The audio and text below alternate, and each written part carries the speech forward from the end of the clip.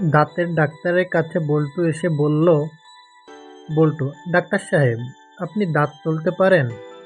Doctor, হ্যাঁ পারি।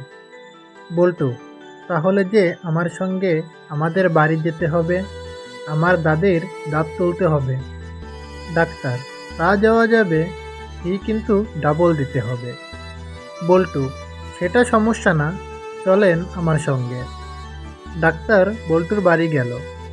সেখানে গিয়ে বল্টুর দাদিকে বলল, ডাক্তার, দেখি আপনার কোন দাঁত তুলতে হবে। দাদি, আমার সঙ্গে একটু কষ্ট করে পুকুর পাড়ে চলেন।